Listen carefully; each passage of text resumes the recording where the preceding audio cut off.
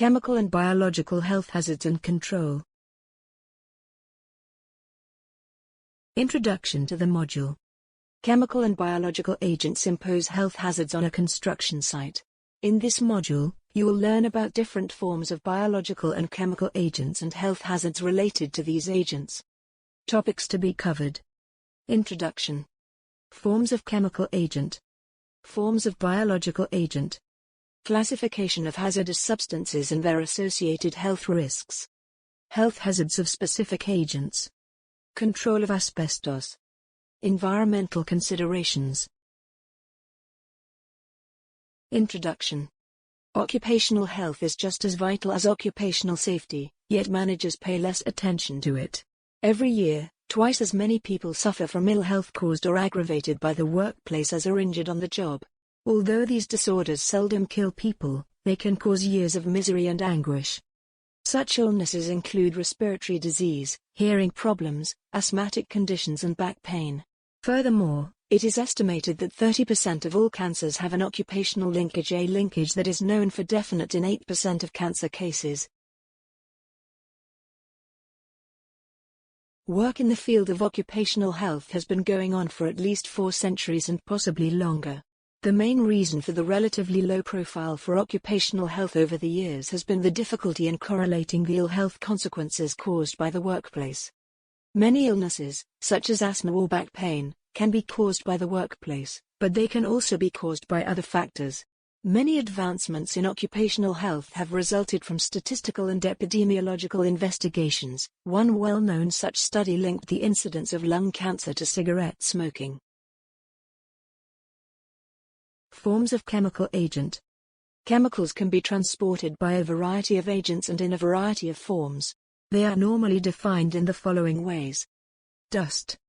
Dusts are solid particles slightly heavier than air but often suspended in it for a period of time. The size of the particles ranges from about 0.4 mm, fine, to 10 mm, coarse. Fine dust is far more dangerous since it enters deep into the lungs and remains there. This is referred to as respirable dust. Cement, granulated plastic products, and silica dust formed from stone or concrete dust are examples of fine dust. Repeated exposure may result in long-term pulmonary damage. Gas. Gases are any substances that are at a temperature higher than their boiling point. Water in the gaseous state is referred to as steam. Carbon monoxide, carbon dioxide, nitrogen, and oxygen are examples of common gases. Gases are taken into the bloodstream, where they might be useful, oxygen, or detrimental, carbon monoxide, carbon monoxide. Vapor. Vapors are substances that are at or near their boiling points. They exist in the form of a gas. This category includes several solvents, such as cleaning fluids. If the vapors are breathed, they reach the bloodstream and can have both short-term, dizziness, and long-term impacts, brain damage. Liquid. Liquids are substances that exist at temperatures between freezing, solid, and boiling, liquid, vapors and gases. In health and safety standards, they are sometimes referred to as fluids. Fume. Fumes are the collection of very minute metallic particles, less than 1 mm in diameter, that have been condensed from the gaseous state. They are most typically produced during the welding process. The particles are usually within the respirable range, 0.4 to 1.0 mm, and can cause long-term irreversible lung damage. Forms of biological agent. Fungi. Fungi are very small microscopic organisms, sometimes consisting of a single cell, that can take the form of plants, for example mushrooms and yeast. They, unlike other plants, cannot make their own nourishment and must rely on dead organic debris or live animals or plants as parasites. Fungi multiply by generating spores, which, when inhaled, can induce allergic reactions. Fungi infections in humans can be moderate, such as athlete's foot, or severe, such as ringworm. Antibiotics can be used to treat a wide range of fungal infections. Bacteria. Bacteria are very little single-celled organisms that are far smaller than human body cells. They can live outside the body and be controlled and destroyed by antibiotic drugs. There is evidence that bacteria are evolving that are resistant to the majority of antibiotics. This is due to the widespread abuse of antibiotics.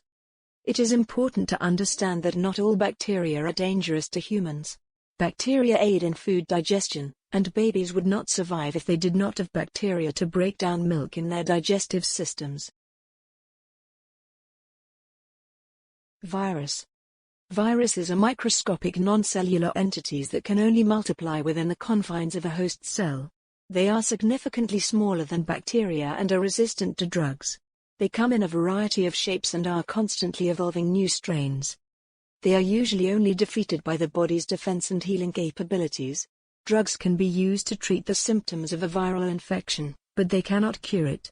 The common cold, hepatitis, AIDS, HIV, and influenza are all viral infections. Classification of hazardous substances and their associated health risks. Irritant. The irritant is a non-corrosive substance that can cause skin, dermatitis, or lung, bronchial, inflammation after repeated contact. Individuals who react in this manner to a certain substance are sensitive or allergic to that drug. In most circumstances, the irritating concentration is likely to be more important than the exposure time. Many household chemicals, including wood preservatives, bleaches, and glues, are irritants. Harmful substances. Harmful is the most commonly used classification and describes a substance which, if consumed, inhaled or enters the skin, may pose limited health risks.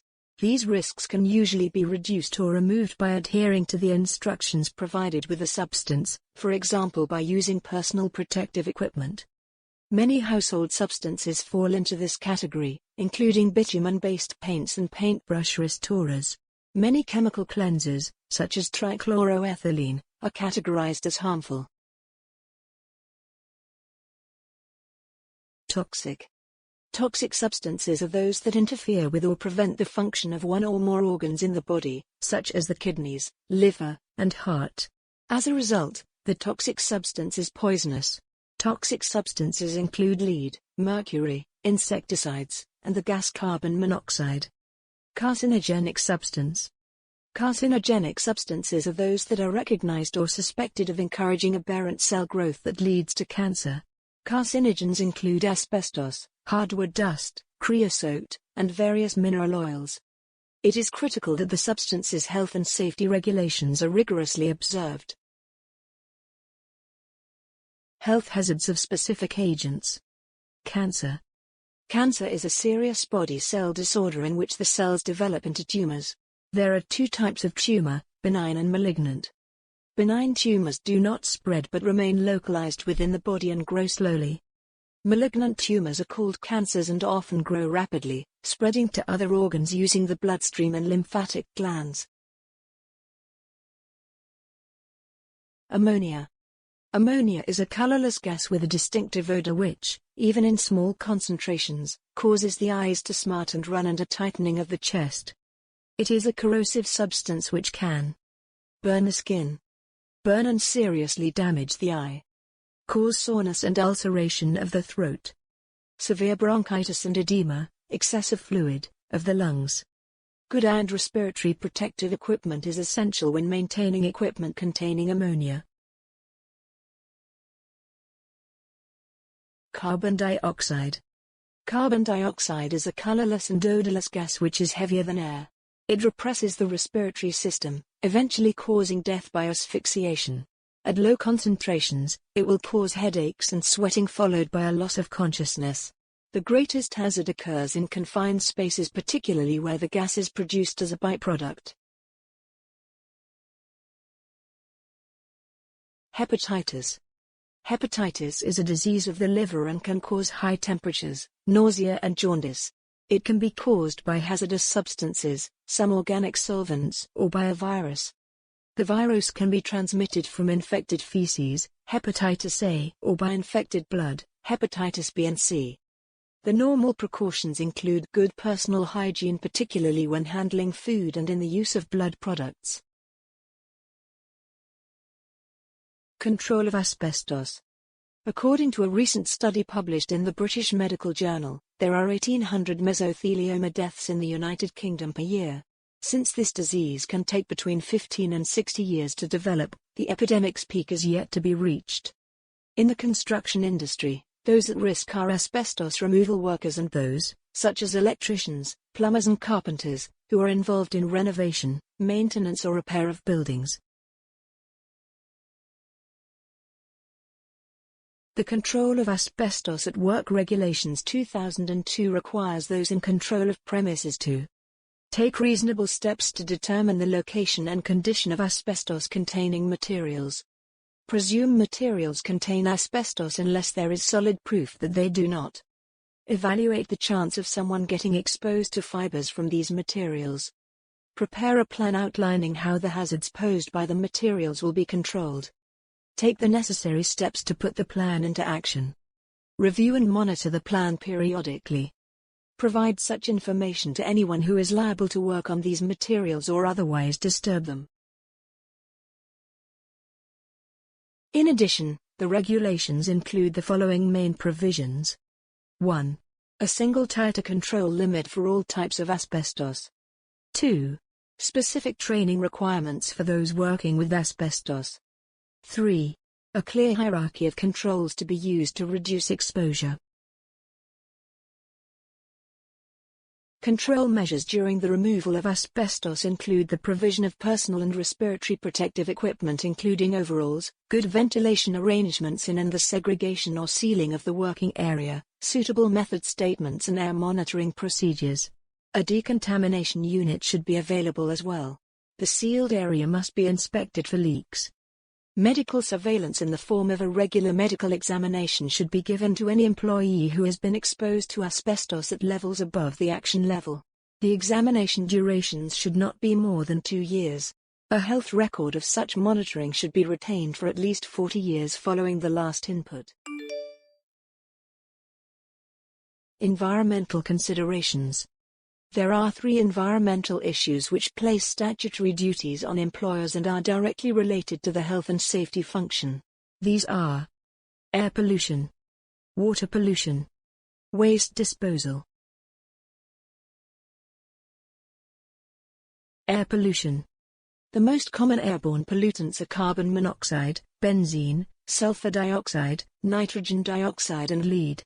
Air pollution is currently monitored by Integrated Pollution Control, IPC. This is a system established by Part 1 of the EPA which introduced 2 tiers of pollution control. Part A processes, which are certain large-scale manufacturing processes with a potential to cause serious environmental damage to the air, water or the land. In England and Wales this is enforced by the Environment Agency. Part B processes, which may be classified as those from less polluting industries with only emissions released to air being subject to regulatory control. Water pollution. Pollution in rivers and other bodies of water can have major consequences for the health of plants and animals that rely on them. The Environment Agency is in charge of coastal waters, inland fresh water, and groundwaters, together known as regulated waters. Because groundwater is a source of drinking water, the EC Groundwater Directive attempts to safeguard it against pollution. Such sources can become polluted by leakage from industrial soakways. Discharges to a sewer are controlled by the Water Industry Act that defines trade effluent and those substances which are prohibited from discharge. Resources Act that covers discharge consent to controlled waters. It is an offence to pollute any controlled waters or sewage system. Waste disposal. The principal requirements are as follows. To handle waste so as to prevent any unauthorized escape into the environment. To pass waste only to an authorized person as defined by the EPA. To ensure that a written description accompanies all waste.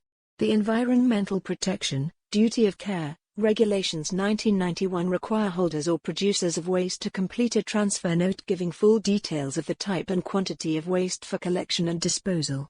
Copies of the note should be kept for at least 2 years. To ensure that no person commits an offence under the Act. The following points are important for construction sites. Sites that produce more than 200 kilograms of hazardous waste each year for removal, treatment or disposal must register with the Environment Agency. Different types of hazardous waste must not be mixed. Producers must maintain registers of their hazardous wastes. Burning waste on site is discouraged. Summary. In this module, we have covered many illnesses, such as asthma or back pain, can be caused by the workplace, but they can also be caused by other factors. Dust is solid particles slightly heavier than air but often suspended in it for some time. Bacteria are microscopic single-celled organisms that are much smaller than cells within the human body. The most common airborne pollutants are carbon monoxide, benzene, sulfur dioxide, nitrogen dioxide and lead. Pollution of rivers and other watercourses can produce severe effects on the health of plants and animals which rely on that water supply. Thank you. This is the end of this module. Thanks for watching. Happy learning.